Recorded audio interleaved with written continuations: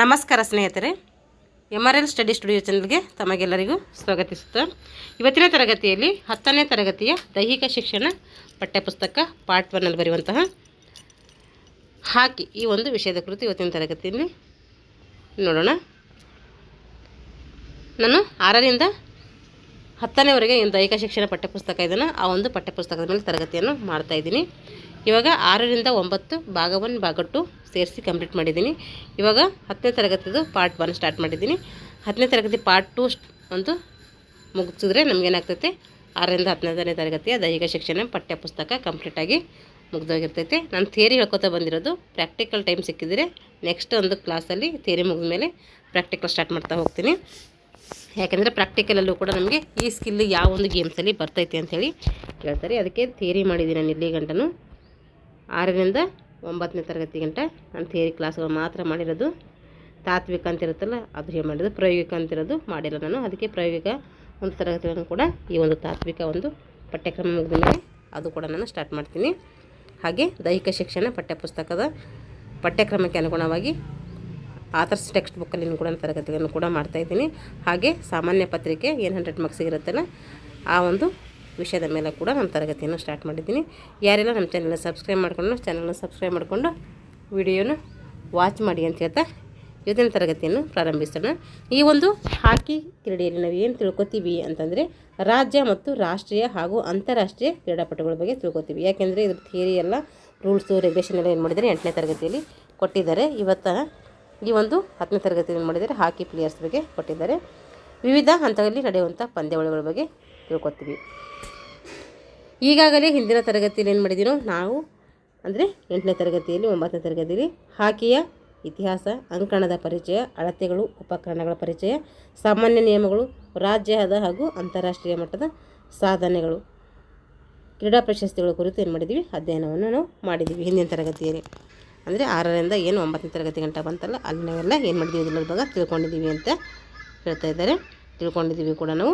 ಪ್ರಸ್ತುತ ಒಂದು ವರ್ಷದಲ್ಲಿ ನಾವೇನು ಮಾಡಿದ್ದೀವಿ ಅಂತಂದರೆ ಹಾಕಿ ಆಟದ ರಾಜ್ಯದ, ರಾಷ್ಟ್ರೀಯ ಹಾಗೂ ಅಂತಾರಾಷ್ಟ್ರೀಯ ಕ್ರೀಡಾಪಟುಗಳ ಒಂದು ಪರಿಚಯ ಹಾಗೂ ವಿವಿಧ ಹಂತಗಳಲ್ಲಿ ನಡೆಯುವಂಥ ಪಂದ್ಯಾವಳಿಗಳ ಕುರಿತು ಈ ಒಂದು ತರಗತಿಯಲ್ಲಿ ತಿಳ್ಕೊಳ್ಳೋಣ ಅಂಥೇಳಿ ಹೇಳ್ತಾ ಇದ್ದಾರೆ. ನೋಡಿರಿ, ಈಗ ಭಾರತದ ಖ್ಯಾತ ಹಾಕಿ ಆಟಗಾರರು, ಭಾರತದ ಖ್ಯಾತ ಹಾಕಿ ಆಟಗಾರರ ಬಗ್ಗೆ ತಿಳ್ಕೊಳ್ಳೋಣ. ಇವಾಗ ಭಾರತೀಯ ಹಾಕಿ ಕ್ಷೇತ್ರವು ನುರಿತ ಗುರುಗಳನ್ನು ಮಾತ್ರವಲ್ಲದೆ ಹಾಕಿ ಮಾಂತ್ರಿಕರನ್ನು ಕೂಡ ಸೃಷ್ಟಿಸಿದೆ. ಅಂದರೆ ಇದು ಫೇಮಸ್ ಗುರುಗಳನ್ನಷ್ಟೇ ಸೃಷ್ಟಿ ಮಾಡಿಲ್ಲ, ಹಾಕಿ ಮಾಂತ್ರಿಕನನ್ನು ಕೂಡ ಏನು ಮಾಡಿದೆ ಸೃಷ್ಟಿ ಮಾಡಿದೆ. ಅಷ್ಟು ಫೇಮಸ್ ಈ ಹಾಕಿ ಪಡ್ಕೊಂಡಿದೆ ಅಂತ ಹೇಳ್ತಾ ಇದ್ದಾರೆ. ಜಗತ್ತಿನಾದ್ಯಂತ ಜನರು ಅವರ ಆಕರ್ಷಕ ಆಟವನ್ನು ನೋಡಿ ಏನು ಮಾಡ್ತಾಯಿದ್ರು ಮಂತ್ರಮುಗ್ಧರಾಗ್ತಾಯಿದ್ರು. ಅವ್ರು ಯಾರಂದರೆ ಅವರೇ ಧ್ಯಾನ್ ಚಂದ್ ಅವರು. ಅವರ ಆಟವನ್ನು ಬ್ರಿಟಿಷರು ಕೂಡ ಏನು ಮಾಡ್ತಾಯಿದ್ದಾರೆ ಅಂತ ಅಷ್ಟು ಚಾಕಚಕ್ಯತೆಯಿಂದ ವೀಕ್ಷಿಸ್ತಾ ಇದ್ರಂತೆ. ಅಂತಹ ಕೆಲವು ಒಂದು ಆಟಗಾರರ ಪರಿಚಯವನ್ನು ಇಲ್ಲಿ ಕೆಳಗೆ ಕೊಟ್ಟಿದ್ದಾರೆ. ಮೊದಲನೇದು ಬಂದುಬಿಟ್ಟು ಧ್ಯಾನ್ ಚಂದ್. ಇವರಿಗೆ ನಾವು ಹಾಕಿ ಮಾಂತ್ರಿಕ ಅಂತ ಕರಿತೀವಿ. ಆಗಸ್ಟ್ 29 ಅಂದ್ರೆ ಇವ್ರ ದಿನಾಚರಣೆನ ಆಚರಣೆ ಮಾಡ್ತೀವಿ. ಆ ಒಂದು ದಿನಾಚರಣೆ ಇವಾಗ ಏನು ಮಾಡ್ತಾಯಿದ್ದಾರೆ ಅಂದರೆ ಕ್ರೀಡಾ ದಿನಾಚರಣೆಯಾಗಿ ಆಚರಣೆ ಮಾಡ್ತಾ ಬಂದಿದ್ದೀವಿ.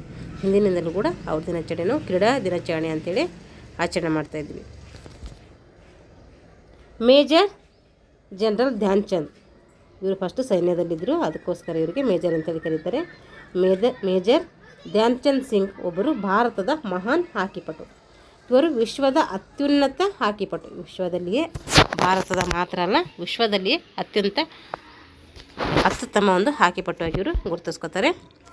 3 ಬಾರಿ ಒಲಿಂಪಿಕ್ಸ್ನಲ್ಲಿ ಇವರು ಭಾರತವನ್ನು ಏನು ಮಾಡ್ತಾರೆ ಪ್ರತಿನಿಧಿಸ್ತಾರೆ. 3 ಸರಿ ಒಲಿಂಪಿಕ್ಸ್ನಲ್ಲಿ ಭಾರತದ ಪರವಾಗಿ ಈ ಒಂದು ಧ್ಯಾನ್ ಚಂದ್ ಅವರು ಏನು ಮಾಡ್ತಾರೆ ಅಂದರೆ ಆಟವನ್ನು ಆಡ್ತಾರೆ.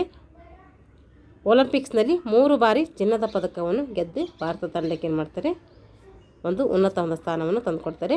ಭಾರತ ಸರ್ಕಾರ ಇವರಿಗೆ ಏನು ಮಾಡ್ತಂದರೆ ಭಾರತದ ಅತ್ಯುನ್ನತ ಪ್ರಶಸ್ತಿಯಾದಂತಹ ಪದ್ಮಭೂಷಣ ಪ್ರಶಸ್ತಿಯನ್ನು ನುಡಿ ಇವರಿಗೆ ಗೌರವಿಸ್ತದೆ. 3 ಸರಿ ಒಂದು ಚಿನ್ನದ ಪದಕ ತಂದುಕೊಟ್ಟಂಥ ಸಲುವಾಗಿ ಇವ್ರಿಗೇನು ಮಾಡ್ತದೆ ಅಂದರೆ ಭಾರತ ಸರ್ಕಾರ ಪದ್ಮಭೂಷಣ ಎಂಬ ಪ್ರಶಸ್ತಿಯನ್ನು ನೀಡಿ ಗೌರವಿಸ್ತದೆ. ಇವರ ಮೊದಲ ತರಬೇತುದಾರರಾದಂತಹ ಪಂಕಜ್ ಗುಪ್ತಾ ಇಂಪಾರ್ಟೆಂಟ್. ಇದು ಧ್ಯಾನ್ ಚಂದ್ ಅವರು ಇಂಪಾರ್ಟೆಂಟ್ ಅಂದರೆ ಅವ್ರಿಗೆ ಸಂಬಂಧಪಟ್ಟಂಥ ಎಲ್ಲ ಪ್ರಶ್ನೆಗಳು ಬರ್ತವೆ. ಅವ್ರ ತರಬೇತುದಾರರು ಯಾರಿದ್ದರು ಅವರಿಗೆ ಅಂದರೆ ಪಂಕಜ್ ಗುಪ್ತರವರು ಇದ್ದರು. ಇವರಿಗೆ ಚಾಂದ್ ಅಥವಾ ಚಂದ್ರ ಎಂಬ ಬಿರುದು ಕೊಟ್ಟವರು ಇವರೇ. ಪಂಕಜ್ ಗುಪ್ತಾ ಅವರು ಏನು ಮಾಡ್ತಾರೆ ಇವರಿಗೆ ಚಾಂದ್ ಅಥವಾ ಚಂದ್ರ ಅಂಥೇಳಿ ಒಂದು ಬಿರುದನ್ನು ಸಹ ಇವರಿಗೆ ಕೊಡ್ತಾರೆ. ಬಿರುದನ್ನು ಕೊಟ್ಟವರು ಯಾರು ಅಂತೇಳಿ ಕೇಳ್ತಾರೆ. ಅವರು ಗುರುಗಳಾದಂತಹ ಪಂಕಜ್ ಗುಪ್ತರವರು. ಅಲ್ಲದೆ ಇವರು ಮುಂದೊಂದು ದಿನ ಚಂದ್ರನ ಹಾಗೆ ಮಿನುಗುತ್ತಾರೆ ಎಂದು ಭವಿಷ್ಯ ಕೂಡ ನುಡಿತಾರೆ. ಅವರು ಯಾರು? ಪಂಕಜ್ ಗುಪ್ತರವ್ರು ಏನು ಮಾಡ್ತಾರೆ, ಮುಂದೊಂದು ದಿನ ಇವರು ಚಂದ್ರನ ಹಾಗೆ ಮಿನುಗ್ತಾರೆ, ಫೇಮಸ್ ಆಗ್ತಾರೆ ಅಂಥೇಳಿ ಭವಿಷ್ಯ ಕೂಡ ನುಡಿದವರು ಯಾರಂದರೆ ಅವರು ಗುರುಗಳಾದಂತಹ ಪಂಕಜ್ ಗುಪ್ತರವರು. ಅಡಲ್ಫ್ ಹಿಟ್ಲರ್ ಅವರು ಸಹ ಚಾಂದ್ ಅವರ ಸಾಧನೆಯನ್ನು ನೋಡಿ ತುಂಬ ಪ್ರಭಾವಿತರಾಗಿದ್ದರು. ಬ್ರಿಟಿಷರು ಕೂಡ ಅಂದರೆ ಅಡಲ್ಫ್ ಹಿಟ್ಲರ್ ಇವರೊಬ್ಬರು ಸರ್ವಾಧಿಕಾರಿ. ಇವರೇನು ಮಾಡ್ತಾರೆ ಅಂದರೆ ಇವರೊಂದು ಸಾಧನೆಯನ್ನು ನೋಡಿ ಅವರಿಗೂ ಕೂಡ ಏನಾಗ್ತೈತೆ, ಒಂಥರ ಆಶ್ಚರ್ಯಕಾರಿಯಾದ ಒಂದು ಸಂಗತಿಯಾಗಿ ಪರಿಗಣಿಸ್ತೈತೆ. ಇವರು ಜರ್ಮನ್ ಸೇನೆಯಲ್ಲಿ ಫೀಲ್ಡ್ ಮಾರ್ಷಲ್ ಆಗಿ ಕೆಲಸ ಮಾಡಿ ಸರ್ ಏನು ಮಾಡ್ತಾರೆ, ಅವ್ರಿಗೆ ಅಂದರೆ ಆಹ್ವಾನವನ್ನು ಕೊಡ್ತಾರೆ. ಯಾರು? ಹಿಟ್ಲರ್. ಅಂದರೆ ಜರ್ಮನಿ ಒಂದು ಸೇನೆ ಇರುತ್ತಲ್ಲ, ಜರ್ಮನಿ ಹಿಟ್ಲರ್ ಆಗಿರ್ತಾರೆ ಇವರು. ಅಲ್ಲಿ ಏನು ಮಾಡ್ತಾರೆ ಅಂದರೆ ಫೀಲ್ಡ್ ಮಾರ್ಷಲ್ ಆಗಿ ಕೆಲಸ ಮಾಡ್ಲಿಕ್ಕೆ ಏನು ಮಾಡ್ತಾರೆ, ಅವರನ್ನು ಕರೀತಾರೆ. ಯಾರಿಗೆ? ಧ್ಯಾನ್ ಚಂದ್ ಅವರಿಗೆ. ಆದರೆ ಇವರು ಅದನ್ನೇನಾಗಲ್ಲ, ಒಪ್ಪಲಿಲ್ಲ, ನಾನು ಬರಲ್ಲ ಅಂತೇಳಿ ಹೇಳ್ತಾರೆ. ಧ್ಯಾನ್ ಚಂದ್ ಅವರು ಕ್ರೀಡೆಯಿಂದ ನಿವೃತ್ತಿ ಹೊಂದಿದರು. ನಂತರ ಇವರು ಪಟಿಯಾಲದಲ್ಲಿ NIS ಡಿಪ್ಲೊಮಾ ಪದವಿಯನ್ನು ಪಡೆದರು. ಏನು ಮಾಡ್ತಾರೆ ಇವರು? ಆಮೇಲೆ ಹಾಕಿಯಿಂದ ನಿವೃತ್ತ ಹೊಂದಿದ ಮೇಲೆ ಪಟಿಯಾಲದಲ್ಲಿ ಏನು ಮಾಡ್ತಾರೆ ಅಂದರೆ ಇವರು NIS ಡಿಪ್ಲೊಮಾ ಪದವಿ ಕೂಡ ಪಡ್ಕೊಳ್ತಾರೆ. ಇವರ ಜನ್ಮದಿನವನ್ನು ನಾವು ಆಗಸ್ಟ್ 29 ದೇಶದಲ್ಲಿ ಏನು ಮಾಡ್ತಾರೆ, ರಾಷ್ಟ್ರೀಯ ಕ್ರೀಡಾ ದಿನ ಅಂತೇಳಿ ಆಚರಣೆ ಮಾಡ್ತಾರೆ. ಇಷ್ಟು ಅವ್ರದ್ದು ಸಾಧನೆ. ಅವ್ರ ಬಗ್ಗೆ ನಾನು ನೆನ್ಪಿಟ್ಕೋಬೇಕು. ಅವ್ರ ಮೇಲೆ ಪ್ರಶ್ನೆಗಳು ಬೇಕಾದಷ್ಟು ಕೇಳ್ತಾರೆ. ಇವಾಗ ಎರಡನೇರು ಬಂದುಬಿಟ್ಟು ಅಜಿತ್ ಪಾಲ್ ಸಿಂಗ್. ಇವ್ರು ನೋಡಿರಿ, ಇವರು ದೇಶದ ಹಾಕಿ ತಂಡದ ಉತ್ತಮ ರಕ್ಷಕರಾಗಿ ಕೆಲಸವನ್ನು ಮಾಡ್ತಾರೆ. ಇವರು ದೇಶದ ಹಾಕಿ ತಂಡದ ಉತ್ತಮ ಮಧ್ಯರಕ್ಷಕರಲ್ಲಿ ಇವರು ಕೂಡ ಒಬ್ಬರಾಗಿರ್ತಾರೆ. ಮೆಕ್ಸಿಕೋದ ಒಲಿಂಪಿಕ್ಸ್ನಲ್ಲಿ ಭಾರತವನ್ನು ಇವರು ಪ್ರತಿನಿಧಿಸ್ತಾರೆ. ಇವರು ಮೊಂಟ್ರಿಯಲ್ ಒಲಿಂಪಿಕ್ಸ್ನಲ್ಲಿ ಆ ಒಂದು ತಂಡದ ನಾಯಕರಾಗಿ ಕೂಡ ಸೇವೆಯನ್ನು ಸಲ್ಲಿಸ್ತಾರೆ. ಇವರು ಬ್ಯಾಂಕಾಕ್ ಮತ್ತು ತೆಹರಾನ್ ಏಷ್ಯನ್ ಕ್ರೀಡೆಯಲ್ಲಿ ಕೂಡ ತಂಡದ ನಾಯಕರಾಗಿ ಏನು ಮಾಡ್ತಾರೆ ಅಂದರೆ ಆಟವನ್ನು ಆಡ್ತಾರೆ. ಬೆಳ್ಳಿಯ ಪದಕವನ್ನು ಗೆದ್ದು ಇವರು ಅತ್ಯುತ್ತಮ ಆಟದಿಂದಾಗಿಯೇ ಏಷ್ಯನ್ ತಂಡಕ್ಕೆ ಆಯ್ಕೆಯಾಗಿದ್ದಾರೆ. ಇವರು ಚೆನ್ನಾಗಿ ಆಡೋದ್ರಿಂದ ಏನು ಮಾಡ್ತಾರೆ, ಇವರಿಗೆ ಏಷ್ಯನ್ ತಂಡಕ್ಕೆ ಆಯ್ಕೆ ಆಗ್ತಾರೆ. ಏಷ್ಯನ್ ಕ್ರೀಡೆಯಲ್ಲಿ ಅವ್ರದ್ದೊಂದು ತಂಡದ ನಾಯಕ ಕೂಡ ಇವರು ಆಗಿರ್ತಾರೆ. ಅಂದರೆ ಇಲ್ಲಿ ಏನು ಬರ್ತದೆ ಪ್ರಶ್ನೆ ಅಂದರೆ ಅಜಿತ್ ಪಾಲ್ ಸಿಂಗ್ ಯಾವ ಒಂದು ಕ್ರೀಡೆಗೆ ಸಂಬಂಧಪಟ್ಟವರು ಅಂಥೇಳಿ ಕೇಳ್ಬೋದು. ಅದು ಹಾಕಿಗೆ ಸಂಬಂಧಪಟ್ಟವರು. ಈಗ ಲೆಸ್ಲಿ ಕೋಡ್ಲಿಯಸ್ ತಮ್ಮ ಕ್ರೀಡಾ ಬದುಕನ್ನು ಹಾಕಿ ಕ್ರೀಡೆಯಿಂದ ಏನು ಮಾಡ್ತಾರೆ ಪ್ರಾರಂಭಿಸಿದ ಇವರು ಭಾರತದ ಶ್ರೇಷ್ಠ ಮಧ್ಯರಕ್ಷಕರಲ್ಲಿ ಒಬ್ಬರಾಗಿರ್ತಾರೆ. ಇವರು ಸತತ 3 ಬಾರಿ ಏನು ಮಾಡ್ತಾರೆ, ಭಾರತವನ್ನು ಒಲಿಂಪಿಕ್ಸ್ನಲ್ಲಿ ಪ್ರತಿನಿಧಿಸಿ 3 ಸರಿ ಏನು ಮಾಡ್ತಾರೆ, ಇವರು ಕೂಡ ಭಾರತವನ್ನು ಪ್ರತಿನಿಧಿಸ್ತಾರೆ. ಚಿನ್ನದ ಪದಕವನ್ನು ಕೂಡ ಗೆದ್ದು ತಂದು ಕೊಡ್ತಾರೆ. ಒಲಿಂಪಿಕ್ಸ್ ಹಾಕಿಯಲ್ಲಿ ಗರಿಷ್ಠ ಪದಕಗಳನ್ನು 3 ಚಿನ್ನ 1 ಬೆಳ್ಳಿ ಪಡೆದದಕ್ಕಾಗಿ ಇವರ ಹೆಸರು ಗಿನ್ನಿಸ್ ದಾಖಲೆಯ ಪುಸ್ತಕದಲ್ಲಿ ಸೇರಿದೆ. ಇವರು 4 ಪದಕ ಪಡೆದಂಗಾಯ್ತು. ಹಾಗಾದರೆ ಅಂಚಂದ್ರೆ ಏನು ಮಾಡಿದ್ರು, 3 ಪಡೆದಿದ್ರು. ಇಲ್ಲಿ ಇವರು 3 ಚಿನ್ನ 1 ಬೆಳ್ಳಿ, ಹಾಗಾದರೆ 4 ಪಡೆದ್ರು. ಅದಕ್ಕೋಸ್ಕರ ಇವ್ರ ಹೆಸರು ಏನಾಗ್ತದೆ, ಗಿನ್ನಿಸ್ ಒಂದು ದಾಖಲೆಯ ಪುಸ್ತಕದಲ್ಲಿ ಸೇರ್ತದೆ. ಕ್ಲೂಡಿಯಸ್ ಅವರಿಗೆ ಪದ್ಮಶ್ರೀ ಪ್ರಶಸ್ತಿ ಕೂಡ ಸಿಗ್ತದೆ. ಕ್ಲೂಡಿಯಸ್ ಅವರಿಗೆ ಪದ್ಮಶ್ರೀ ಪ್ರಶಸ್ತಿಯನ್ನು ಕೂಡ ನೀಡ್ತಾರೆ. ಆದರೆ ಧ್ಯಾನ್ ಚಂದ್ ಅವರಿಗೆ ಪದ್ಮಭೂಷಣ ಪ್ರಶಸ್ತಿ ಏನು ಮಾಡಿದರು, ಕೊಟ್ಟಿದ್ದರು. ಅವರಿಗೆ ಪದ್ಮಭೂಷಣ, ಇವರಿಗೆ ಪದ್ಮಶ್ರೀ ನೆನ್ಪಿಟ್ಕೋಬೇಕು. ಧನ್ರಾಜ್ ಪಿಳ್ಳೆ ಇವರು ಕೂಡ ಒಬ್ಬ ಕ್ರೀಡೆಗೆ ಹಾಕಿಗೆ ಸಂಬಂಧಪಟ್ಟಂತಹ ಪ್ಲೇಯರ್ ಆಗಿರ್ತಾರೆ. ಇವರು ನಮ್ಮ ದೇಶದ ಪ್ರಸಿದ್ಧ ಹಾಕಿ ಆಟಗಾರರಲ್ಲಿ ಒಬ್ಬರಾಗಿರ್ತಾರೆ. ತಮ್ಮ 15ನೇ ವರ್ಷದಲ್ಲಿ ಹಾಕಿ ಜೀವನದಲ್ಲಿ 4 ಒಲಿಂಪಿಕ್ಸ್, 4 ವಿಶ್ವಕಪ್, 4 ಚಾಂಪಿಯನ್ ಟ್ರೋಫಿ ಮತ್ತು 4 ಏಷ್ಯನ್ ಕ್ರೀಡೆಗಳಲ್ಲಿ ಭಾರತವನ್ನು ಪ್ರತಿನಿಧಿಸ್ತಾರೆ. ಇಷ್ಟು ಗೇಮ್ಸ್ನಲ್ಲಿ ಕೂಡ ಏನು ಮಾಡ್ತಾರೆ, ಇವರು ಭಾರತವನ್ನು ಪ್ರತಿನಿಧಿಸ್ತಾರೆ. ಇವರು ಬ್ಯಾಂಕಾಕ್ನ ಏಷ್ಯನ್ ಗೇಮ್ಸ್ನಲ್ಲಿ ಅತ್ಯಧಿಕ ಗೋಲ್ಗಳನ್ನು ಬಾರಿಸಿ ಗೆಲುವಿಗೆ ಏನಾಗ್ತಾರೆ, ಕಾರಣರಾಗ್ತಾರೆ. ಇವರು 1994ರಲ್ಲಿ ಸಿಡ್ನಿ ವಿಶ್ವಕಪ್ನಲ್ಲಿ ತಮ್ಮ ಅತ್ಯುತ್ತಮ ಆಟದಿಂದಾಗಿ ವಿಶ್ವ ಮಟ್ಟಕ್ಕೆ ಏನಾಗ್ತಾರೆ, ವಿಶ್ವದ ಒಂದು ತಂಡಕ್ಕೆ ಆಯ್ಕೆಯಾಗಿ ಇದಂತಹ ಭಾರತೀಯ ಒಬ್ಬರು ಆಗಿರ್ತಾರೆ. ಇವರು ರಾಜೀವ್ ಗಾಂಧಿ ಖೇಲ್ ರತ್ನ ಪ್ರಶಸ್ತಿ ಕೂಡ ಪಡಿತಾರೆ, ಪದ್ಮಶ್ರೀ ಪ್ರಶಸ್ತಿ ಪಡಿತಾರೆ. ಧನ್ರಾಜ್ ಪಿಳ್ಳೆ ಕೂಡ ಒಬ್ಬ ಫೇಮಸ್ ಹಾಕಿ ಪ್ಲೇಯರ್ ಆಗಿರ್ತಾರೆ. ಇವ್ರ ಬಗ್ಗೆ ಕೂಡ ಕ್ವಶನ್ಗಳು ಕೇಳ್ತಾರೆ, ನೆನ್ಪಿಟ್ಕೋಬೇಕು. ಧನ್ರಾಜ್ ಪಿಳ್ಳೆ ಯಾವ ಒಂದು ಗೇಮ್ಸಿಗೆ ಸಂಬಂಧಪಟ್ಟವರು ಅಂಥೇಳಿ ಕೇಳ್ತಾರೆ. 1994ರಲ್ಲಿ ಸಿಡ್ನಿ ಒಂದು ವಿಶ್ವಕಪ್ನಲ್ಲಿ ಕೂಡ ಏನು ಮಾಡ್ತಾರೆ, ಇವರು ಭಾರತ ಪರವಾಗಿ ಆಟವನ್ನು ಆಡ್ತಾರೆ. ಇವಾಗ ಡಾಕ್ಟರ್ MP ಗಣೇಶ್ ಇವರು ಕರ್ನಾಟಕದ ಕೊಡಗಿನ ಹಟ್ಟಿಯವರು. ಕರ್ನಾಟಕದ ಕೊಡಗಿನಲ್ಲಿ ಹುಟ್ಟಿ ಅಂತ ಬರ್ತೈತೆ ಸಾರಿ, ಭಾರತವನ್ನು ಏನು ಮಾಡ್ತಾರೆ 3 ವಿಶ್ವಕಪ್ನಲ್ಲಿ ಪ್ರತಿನಿಧಿಸಿದಂತಹ ಡಾಕ್ಟರ್ MP ಗಣೇಶ್ ಇವರು ಭಾರತವನ್ನು ಏನು ಮಾಡ್ತಾರೆ ವಿಶ್ವಕಪ್ನಲ್ಲಿ 3 ಸರಿ ಅದರ ಪರವಾಗಿ ಆಟ ಆಡ್ತಾರೆ. 1971ರಲ್ಲಿ ಬಾರ್ಸಿಲೋನಾದಲ್ಲಿ ಕಂಚಿನ ಪದಕವನ್ನು ಸಹ ಪಡಿತಾರೆ. ಆಮ್ಸ್ಟರ್ಡ್ಯಾಮ್ನಲ್ಲಿ ನಡೆದಂಥ ತಂಡದ ನಾಯಕರಾಗಿ ಬೆಳ್ಳಿ ಪದಕ ಕೂಡ ಗೆದ್ದಿದ್ದಾರೆ ಇವರು. ಮ್ಯೂನಿಚ್ ಒಲಿಂಪಿಕ್ಸ್ನಲ್ಲಿ ಕಂಚಿನ ಪದಕ ಪಡಿತಾರೆ. ವಿಶ್ವ 11ಗೆ ಆಯ್ಕೆಯಾಗಿ ನೋಡಿರಿ, ವಿಶ್ವ 11ಗೆ ಆಯ್ಕೆಯಾಗಿ ಹಲವು ವರ್ಷಗಳ ತನಕ ಏನು ಮಾಡ್ತಾರೆ ಅಂದರೆ ಏಷ್ಯಾ ತಂಡಕ್ಕೆ ಅದರ ಒಂದು ಪರವಾಗಿ ಆಟವನ್ನು ಆಡ್ತಾರೆ. ಇವರಿಗೆ ಅರ್ಜುನ್ ಪ್ರಶಸ್ತಿ ಕೂಡ ಸಿಗ್ತೈತೆ. ಅರ್ಜುನ್ ಪ್ರಶಸ್ತಿ ಎಷ್ಟರಲ್ಲಿ ಸ್ಥಾಪನೆ ಆಯಿತು ಅಂದರೆ 1961ರಲ್ಲಿ ಸ್ಥಾಪನೆ ಆಗ್ತೈತಿ. ದ್ರೋಣಾಚಾರ್ಯ ಪ್ರಶಸ್ತಿ ಯಾವಾಗ ಸ್ಥಾಪನೆ ಆಗ್ತಂದರೆ 1985ರಲ್ಲಿ ಸ್ಥಾಪನೆ ಆಗ್ತೈತಿ. ಅನೇಕ ವರ್ಷ ಭಾರತೀಯ ತಂಡದ ತರಬೇತುದಾರರಾಗಿ ಕೂಡ ಇವರು ಸೇವೆಯನ್ನು ಸಲ್ಲಿಸ್ತಾರೆ. ಕಾಮನ್ವೆಲ್ತ್, ಬ್ಯಾಂಕಾಕ್ ಏಷ್ಯಾ ಕ್ರೀಡಾಕೂಟಗಳಿಗೆ ಇವರು ಏನು ಮಾಡ್ತಾರೆ ತರಬೇತಿಯನ್ನು ಕೂಡ ಕೊಡ್ತಾರೆ. ಆ ಒಂದು ಪ್ಲೇಯರ್ಗೆ ಏನು ಮಾಡ್ತಾರೆ ಅಂದರೆ ಇವರು ತರಬೇತಿಯನ್ನು ಕೊಡ್ತಾರೆ. ಈಗ ಮಮತಾ ಖರಾಬ್ ಇವರು ನೋಡಿರಿ, ಇವರು ಹರಿಯಾಣದವರು, ಅಂದರೆ ನಮ್ಮ ಕರ್ನಾಟಕದವರು, ನಮ್ಮ ಭಾರತದವರು. ಇವರು ಭಾರತೀಯ ಮಹಿಳಾ ಹಾಕಿ ತಂಡದ ಆಕ್ರಮಣಕಾರಿ ಆಟಗಾರರಾಗಿರ್ತಾರೆ. ಇವರು ಭಾರತ ತಂಡದ ಪರವಾಗಿ ಏನು ಮಾಡ್ತಾರೆ ಅಂದರೆ ಆಟವನ್ನು ಆಡ್ತಾರೆ. ಜೂನಿಯರ್ ಏಷ್ಯಾ ಕಪ್ನಲ್ಲಿ ಕೂಡ ಅತ್ಯಧಿಕ ಗೋಲುಗಳನ್ನು ಗಳಿಸ್ತಾರೆ. ಅತ್ಯುತ್ತಮ ಆಟಗಾರ್ತಿ ಎಂಬ ಪ್ರಶಸ್ತಿ ಕೂಡ ಇವರು ಮಮತಾ ಖರಾಬ್ ಅವರು ಪಡ್ಕೊಳ್ತಾರೆ. ಇವರು ಬೂಸಾನ್ ಏಷ್ಯನ್ ಗೇಮ್ಸ್ನಲ್ಲಿ 4ನೇ ಸ್ಥಾನವನ್ನು ಪಡೆದರೆ. ದೋಹಾ ಏಷ್ಯನ್ ಗೇಮ್ಸ್ನಲ್ಲಿ ಕಂಚಿನ ಪದಕ ಗೆದ್ದರು. ಏಷ್ಯಾ ಕಪ್ನಲ್ಲಿ ಮತ್ತು ಸಂಯುಕ್ತ ಕ್ರೀಡಾಕೂಟದ ಹಾಕಿ ಸ್ಪರ್ಧೆಯಲ್ಲಿ ಚಿನ್ನದ ಪದಕವನ್ನು ಕೂಡ ಇವರು ಪಡ್ಕೊಳ್ತಾರೆ. ಇವರು ಮೊದಲ ಮಹಿಳಾ ಒಂದು ಆಟಗಾರರಾಗಿ ಗುರುತಿಸ್ಕೊಳ್ತಾರೆ, ಹಾಕಿ ಪ್ಲೇಯರಾಗಿ. ಇವಾಗ ಸುರಾಜ್ ಲತಾ ದೇವಿ ಇವರು ಕೂಡ ಮಹಿಳಾ ಹಾಕಿ ಆಟಗಾರ್ತಿಯಾಗಿರ್ತಾರೆ. ಇವರು ಸುರಾಜ್ ಲತಾ ಇವರು ಮಣಿಪುರ ರಾಜ್ಯದವರು. ಇವರು Indira Gandhi gold cup hockey ಚಾಂಪಿಯನ್ಶಿಪ್ನಲ್ಲಿ ಆಡುವ ಮೂಲಕ ಏನು ಮಾಡ್ತಾರೆ ತಮ್ಮ ಅಂತಾರಾಷ್ಟ್ರೀಯ ಹಾಕಿ ವೃತ್ತಿಯನ್ನು ಇವರು ಪ್ರಾರಂಭ ಮಾಡ್ತಾರೆ. ಇವರು ಬ್ಯಾಂಕಾಕ್ನಲ್ಲಿ ಬೆಳ್ಳಿ ಪದಕ ಪಡ್ಕೋತಾರೆ. 2 ಬಾರಿ ಏಷ್ಯನ್ ಕಪ್ ಕೂಡ ಗೆಲ್ತಾರೆ ಮತ್ತು ದ್ವಿತೀಯ ಹಾಗೂ 1 ಬಾರಿ ಪ್ರಥಮ ಸ್ಥಾನವನ್ನು ಕೂಡ ಪಡ್ಕೊಳ್ತಾರೆ. ಸಂಯುಕ್ತ ರಾಷ್ಟ್ರಗಳ ಕ್ರೀಡಾಕೂಟದಲ್ಲಿ ಮತ್ತು ಆಫ್ರೋ ಏಷ್ಯನ್ ಗೇಮ್ಸ್ನಲ್ಲಿ ಪ್ರಥಮ ಸ್ಥಾನವನ್ನು ಪಡೆದಿದ್ದಾರೆ. ಇವರು ಭಾರತದ ಹಾಕಿ ತಂಡದ ನಾಯಕಿಯಾಗಿ ಕೂಡ ಏನು ಮಾಡ್ತಾರೆ ಹಲವು ವರ್ಷಗಳ ಕಾಲ ಇವರು ದೇಶವನ್ನು ಪ್ರತಿನಿಧಿಸ್ತಾರೆ. ಒಟ್ಟಿನಲ್ಲಿ ಇವರು ಯಾವ್ಯಾವ ಗೇಮ್ಸಲ್ಲಿ ಸಂಬಂಧಪಡ್ತಾರೆ ಅಂತೇಳಿ ಕೇಳ್ತಾರೆ. ಸುರಾಜ ಲತಾ ದೇವಿಯವರು ಯಾವ ಕ್ರೀಡೆಗೆ ಸಂಬಂಧಪಟ್ಟವರು ಅಂತೇಳಿ ಈ ಥರ ಕೇಳ್ತಾರೆ. ನಮಗೆ ಅಷ್ಟು ನೆನಪಿದ್ರೆ ಸಾಕು. ಈಗ ಹೆಲೆನ್ ಮೇರಿ ಕಿನ್ಸೆಂಟ್ ಇವರು ಕೂಡ ಅವರು ಮಹಿಳಾ ಆಟಗಾರ್ತಿಯಾಗಿರ್ತಾರೆ. ಉನ್ನತ ಮಟ್ಟದ ಗೋಲ್ ಕೀಪರ್ ಆಗಿರ್ತಾರೆ. ಇವರು ಕರ್ನಾಟಕದವರು.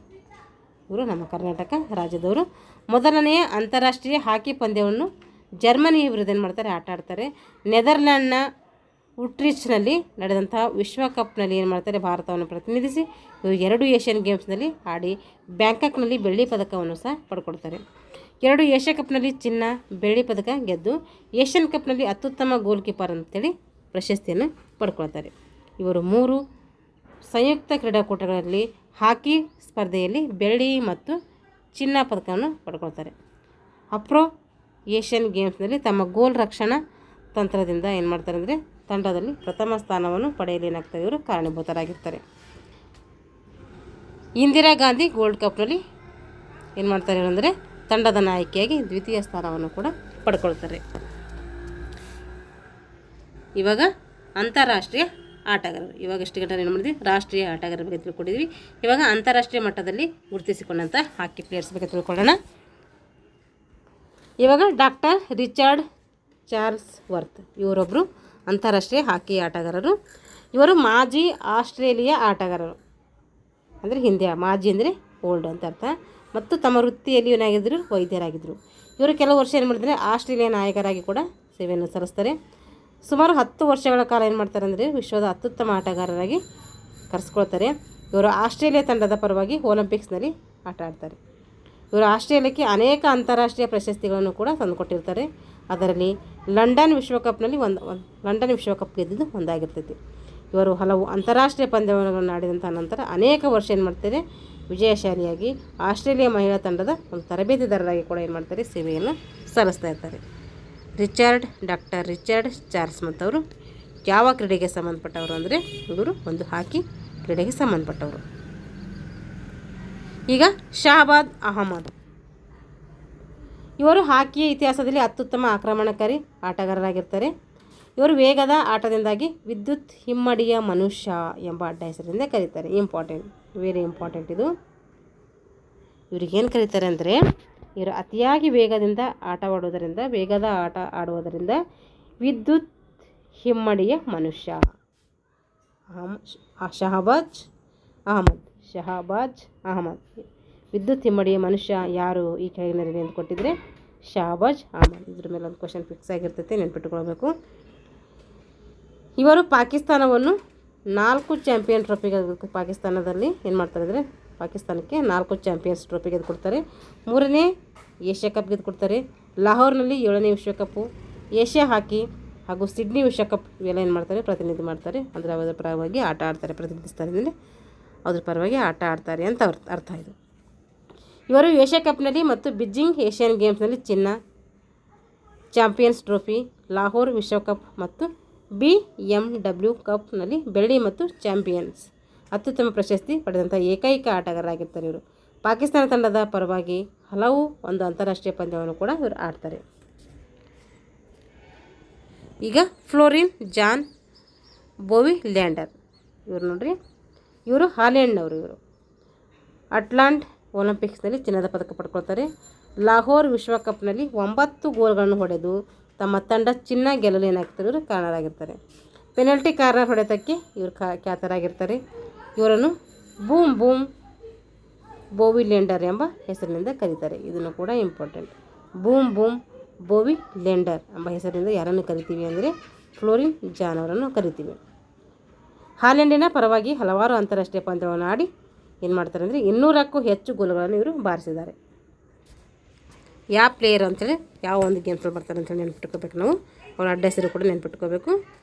ಇವಾಗ ಜೇಕ್ಸ್ ಬ್ರಿನ್ಕ್ಮೆನ್, ಇವ್ರು ನೋಡ್ರಿ, ಜೇಕ್ಸ್ ಬ್ರಿನ್ಕ್ಮೆನ್ ಹಾಲೆಂಡಿನ ಹಾಕಿ ಆಟಗಾರ. ಇವರು ಅಟ್ಲಾಂಟ್ ಮತ್ತು ಸಿಡ್ನಿ ಒಲಿಂಪಿಕ್ಸ್ನಲ್ಲಿ ಚಿನ್ನದ ಪದಕ ಪಡೀತಾರೆ. ಇವರು ಹಲವು ವರ್ಷಗಳ ಹಾಲೆಂಡ್ ತಂಡದ ಪರವಾಗಿ ಆಟ ಆಡಿ ಮಧ್ಯ ರಕ್ಷಕರಾಗಿ 300ಕ್ಕೂ ಹೆಚ್ಚು ಅಂತಾರಾಷ್ಟ್ರೀಯ ಪಂದ್ಯನ ಆಡ್ತಾರೆ. ಇವರು 2 ಬಾರಿ ವಿಶ್ವಕಪ್ ಗೆದ್ದು ಚಾಂಪಿಯನ್ ಟ್ರೋಫಿ ಕೂಡ ಗೆದ್ದಿದ್ದಾರೆ. ಇವಾಗ ಹಸನ್ ಸರ್ದಾರ್, ಇವರು ನೋಡ್ರಿ, ಇವರು ಕೂಡ ಪಾಕಿಸ್ತಾನದ ಆಕ್ರಮಣಕಾರಿ ಆಟಗಾರರಾಗಿರ್ತಾರೆ. ಹಾಗೆ ತಂಡದ ನಾಯಕರು ಕೂಡ ಆಗಿರ್ತಾರೆ. ಪಾಕಿಸ್ತಾನದ ಉತ್ತಮ ಸೆಂಟರ್ ಫಾರ್ವರ್ಡ್ ಏನಾಗಿರ್ತಾರೆ, ಪಾಕಿಸ್ತಾನದ ಅತ್ಯುತ್ತಮ ಸೆಂಟರ್ ಫಾರ್ವರ್ಡ್ ಎನಿಸಿದ್ದು ತಮ್ಮ ಚೊಚ್ಚಲ ವಿಶ್ವಕಪ್ಪನ್ನು 1982ರಲ್ಲಿ ಆಡ್ತಾರೆ. ಅದ್ರ ಮೊದಲ ಒಂದು ವಿಶ್ವಕಪ್ಪು 1982ರಲ್ಲಿ ಆಡ್ತಾರೆ. ಈ ಪಂದ್ಯಾವಳಿಯಲ್ಲಿ ಏನು ಮಾಡ್ತಾರೆ, ಇವರು 11 ಗೋಲ್ ಬಾರಿಸಿ ಪಾಕಿಸ್ತಾನಕ್ಕೆ ಏನು ಮಾಡ್ತಾರೆ, ಚಿನ್ನವನ್ನು ತಂದುಕೊಡ್ತಾರೆ. 1982ರಲ್ಲಿ ನವದೆಹಲಿಯಲ್ಲಿ ಏಷ್ಯನ್ ಕ್ರೀಡೆಯಲ್ಲಿ ಭಾರತವನ್ನು ಸೋಲಿಸಿ ಚಿನ್ನದ ಪದಕವನ್ನು ಪಡೆದಿರ್ತಾರೆ. ಹಾಗೆಯೇ 1984ರಲ್ಲಿ ಲಾಸ್ ಏಂಜಲೀಸ್ ಒಲಿಂಪಿಕ್ಸ್ನಲ್ಲಿ ಪಾಕಿಸ್ತಾನ ತಂಡ ಚಿನ್ನದ ಪದಕ ಗಳಿಸುವುದರಲ್ಲಿ ಪ್ರಮುಖ ಪಾತ್ರವನ್ನು ಇವರು ವಹಿಸ್ತಾರೆ. ಇದಾದ ನಂತರ ಕೆಲವು ವರ್ಷ ಇವರು ಪಾಕಿಸ್ತಾನ ಹಾಕಿ ತಂಡದ ವ್ಯವಸ್ಥಾಪಕರಾಗಿ ಏನು ಮಾಡ್ತಾರೆ, ಕಾರ್ಯವನ್ನು ನಿರ್ವಹಿಸ್ತಾರೆ. ಈಗ ವಿಶ್ವಕಪ್ ನೋಡ್ರಿ, ಹಾಕಿ ವಿಶ್ವಕಪ್ ಟ್ರೋಫಿಯನ್ನು ಪಾಕಿಸ್ತಾನದ ಬಶೀರ್ ಮುಜಿದ್ರವರು ಸಂಕಲ್ಪಿಸಿದರು. ಹಾಕಿ ವಿಶ್ವಕಪ್ ಟ್ರೋಫಿಯನ್ನು ಪಾಕಿಸ್ತಾನದ ಬಶೀರ್ ಮುಜಿದ್ರವರು ಏನು ಮಾಡ್ತಾರೆ, ಸಂಕಲ್ಪಿಸ್ತಾರೆ. ಅವ್ರು ಕೊಡ್ತಾರೆ ಇದು ಅಂತ ಅರ್ಥ. ಮತ್ತು ಪಾಕಿಸ್ತಾನದ ಸೇನೆಯೇ ಅದನ್ನು ನಿರ್ಮಿಸಿತು. ಆ ಒಂದು ಸೇನೆ ಈ ಒಂದು ಬಶೀರ್ ಮುಜಿದ್ ಒಂದು ಟ್ರೋಫಿಯನ್ನು ಸಂಘಟನೆ ಮಾಡ್ತೈತಿ, ಅದನ್ನು ನಿರ್ಮಿಸ್ತೈತಿ. ಬಶೀರ್ ಮುಜಿದ್ ಟ್ರೋಫಿ ಯಾವ ಒಂದು ಕ್ರೀಡೆ ಕೊಡ್ತಾರೆ ಅಂತ ಕೇಳ್ತಾರೆ, ಅದು ಹಾಕಿಗೆ ಕೊಡ್ತಾರೆ. ಮಾರ್ಚ್ 27, 1971ರಲ್ಲಿ ಬ್ರಸೆಲ್ಸ್ನಲ್ಲಿ ಬೆಲ್ಜಿಯಂಗೆ ಏನು ಮಾಡ್ತದೆ, ಪಾಕಿಸ್ತಾನದ ರಾಯಭಾರಿಯಾಗಿದ್ದಂತಹ M.E. ಮಸೂದ್ರವರು ಅಂತಾರಾಷ್ಟ್ರೀಯ ಹಾಕಿ ಒಕ್ಕೂಟದ ಅಧ್ಯಕ್ಷರಾದಂತಹ ರೇನಿ ಫ್ರಾಂಕ್ರವರಿಗೆ ಅದನ್ನು ಏನು ಮಾಡ್ತು, ಆಮೇಲೆ ಹಸ್ತಾಂತರ ಮಾಡ್ತು. ಅವರಿಗೆ ಒಂದು ಒಡೆತನಕ್ಕೆ ಒಪ್ಪಿಸ್ತೈತಿದು. ಈ ಟ್ರೋಫಿ ಯಾವುದಾಗಿದ್ದರೆ ಬೆಳ್ಳಿಯದಾಗಿರ್ತೈತಿ. ಈ ಟ್ರೋಫಿ ಅದರ ಮೇಲೆ ಸೂಕ್ಷ್ಮವಾದ ಹೂವಿನ ಆಕಾರದ ನಕ್ಷೆಗಳು ಕಂಡುಬರ್ತವೆ. ಇದರ ಮೇಲಿರುವ ಬೆಳ್ಳಿ ಮತ್ತು ಚಿನ್ನದಿಂದ ತಯಾರಿಸಿದಂಥ ಹೂಗಳಾಗಿರ್ಬೋದು, ದಂತದಿಂದ ಅಲಂಕರಿಸಿದ ಆಧಾರದ ಮೇಲೆ ಏನಾಗಿದೆ, ನಿಂತಿದೆ. ಇದು ಇಲ್ಲಿದೆ ನೋಡ್ರ ಟ್ರೋಫಿ. ಇದರ ತುದಿಯಲ್ಲಿ ಒಂದು ಹಾಕಿ ಸ್ಟಿಕ್ಕು ಮತ್ತು ಚೆಂಡಿನ ಮಾದರಿ ಇದೆ. ಅಡಿಪಾಯ ಹೊರತುಪಡಿಸಿ ಇದರ ಎತ್ತರ ಎಷ್ಟಿದೆ ಅಂತಂದರೆ 120.85 ಮಿಲಿಮೀಟರ್ ಇದೆ. ಅಡಿಪಾಯವನ್ನು ಸೇರಿಸಿ ಅದರ ಎತ್ತರ ಎಷ್ಟಾಗ್ತದೆ ಅಂದರೆ 650 ಮಿಲಿಮೀಟರ್ ಆಗಿರ್ತದೆ. ಇದರ ತೂಕ ಎಷ್ಟು ಅಂತಂದರೆ ಈ ಒಂದು ಟ್ರೋಫಿ ತೂಕ ಎಷ್ಟಂದರೆ 11.560 ಗ್ರಾಮ್ ಇರ್ತೈತೆ. ಇದರಲ್ಲಿ 895 ಗ್ರಾಮ್ ಚಿನ್ನ ಇರ್ತೈತೆ, 6815 ಗ್ರಾಮ್ ಬೆಳ್ಳಿ ಇರ್ತೈತೆ. ದಂತ ಎಷ್ಟು ಇರ್ತೈತೆ ಅಂದರೆ 350 ಗ್ರಾಮ್ ದಂತದ ಇರ್ತೈತೆ. 3500 ಗ್ರಾಮ್ ಸಾಗುವಾನಿ ಸೇರಿರ್ತದೆ. ಇದು ತೋರಿಸ್ತೀನಿ ನೋಡ್ರಿ ಇದೊಂದು ಚಿತ್ರ. ಇದು ಈ ಒಂದು ಟ್ರೋಫಿ. ಈ ಟ್ರೋಫಿ ಯಾವುದಂದರೆ ಬಸೀರ್ ಮುಜಿದ್ರವರು ಟ್ರೋಫಿ. ಇದು ಬಸೀರ್ ಮುಜಿದ್ ಟ್ರೋಫಿ ಅಂತೇಳಿ ಕರಿತೀವಿ. ಇದರಲ್ಲಿ ಏನು ಕೇಳ್ತಾರೆ ಅಂದರೆ ಬಸೀರ್ ಮುಜಿದ್ ಟ್ರೋಫಿ ಯಾವ ಒಂದು ಕ್ರೀಡೆಗೆ ಸಂಬಂಧಪಟ್ಟಿದೆ ಅಂತೇಳಿ ಕೇಳ್ತಾರೆ. ಅದು ಎಷ್ಟು ಗ್ರಾಮು ಈ ಥರ ಎಲ್ಲ ಕೇಳೋದಿಲ್ಲ. ನೋಡ್ರಿ, ಈಗ ಈ ಒಂದು ಲೆಸನ್ ಮೇಲೆ ಸಂಬಂಧಪಟ್ಟಂಥ ಪ್ರಶ್ನೆಗಳಿದ್ದಾವೆ ಇಲ್ಲಿ. ಭಾರತ ಹಾಕಿ ವಿಶ್ವಕಪ್ ಪ್ರಶಸ್ತಿಯನ್ನು ಡ್ಯಾಶ್ ಬಾರಿ ಜಯಿಸಿದೆ. ಎಷ್ಟು ಬಾರಿ ಜಯಿಸಿದೆ ಅಂದರೆ ಅದು 1 ಬಾರಿ ಜಯಿಸುತ್ತೆ. ಎಷ್ಟರಲ್ಲಿ ಅಂದರೆ 1975ರಲ್ಲಿ ಜಯಿಸ್ತದೆ. ಈಗ ರಾಷ್ಟ್ರೀಯ ಕ್ರೀಡಾ ದಿನವನ್ನು ಯಾವಾಗ ಆಚರಣೆ ಮಾಡ್ತೀವಿ ಅಂದರೆ ಆಗಸ್ಟ್ 29ಕ್ಕೆ ಆಚರಣೆ ಮಾಡ್ತೀವಿ. ಮಮತಾ ಖರಗ್ ಇವರು ಯಾವ ರಾಜ್ಯದವರು ಅಂದರೆ ಇವರು ಹರಿಯಾಣ ಒಂದು ರಾಜ್ಯದವರು. ಹಾಕಿ ವಿಶ್ವಕಪ್ನಲ್ಲಿ ಡ್ಯಾಶ್ ವರ್ಷಕ್ಕೊಮ್ಮೆ ಅಂದರೆ 4 ವರ್ಷಕ್ಕೊಮ್ಮೆ 2 ಒಲಿಂಪಿಕ್ಸ್ ಮಧ್ಯದಲ್ಲಿ ಇದು ಒಂದು ನಡೀತೈತೆ. 4 ವರ್ಷಕ್ಕೊಮ್ಮೆ 2 ಒಲಿಂಪಿಕ್ಸ್ ಮಧ್ಯದಲ್ಲಿ ನಡೀತೈತೆ. ಇವಾಗ ಹಾಕಿ ಮಾಂತ್ರಿಕ ಅಂತ ಯಾರನ್ನು ಕರಿತೀವಿ ಒಂದು ವಾಕ್ಯದಲ್ಲಿ ಹೇಳಬೇಕು. ಧ್ಯಾನ್ ಚಂದ್ರನು ನಾವು ಹಾಕಿ ಮಾಂತ್ರಿಕ ಅಂತೇಳಿ ಕರಿತೀವಿ. ಏಕಮಾತ್ರ ವಿಶ್ವಕಪ್ ಪ್ರಶಸ್ತಿ ಭಾರತ ಯಾವಾಗ ಪಡಿತಂದರೆ 1975ರಲ್ಲಿ ಪಡಿತೈತಿ ಒಂದು ಸರಿ. ಒಲಿಂಪಿಕ್ಸ್ ಹಾಕಿಯಲ್ಲಿ ಯಾವ ಆಟಗಾರನಿಗೆ ಅತ್ಯಧಿಕ ಪದಕಗಳು ಸಿಕ್ಕಿವೆ ಅಂತೇಳಿ ಕೇಳ್ತಾ ಇದ್ದಾರೆ. ಅದು ಲೆಸ್ಲಿ ಕ್ಲೋಡಿಯಸ್ ಅವರಿಗೆ ಅತ್ಯಧಿಕ ಪ್ರಶಸ್ತಿಗಳು ಸಿಕ್ಕಿದ್ದಾವೆ. ಇವಾಗ 4ನೇ ಪ್ರಶ್ನೆ.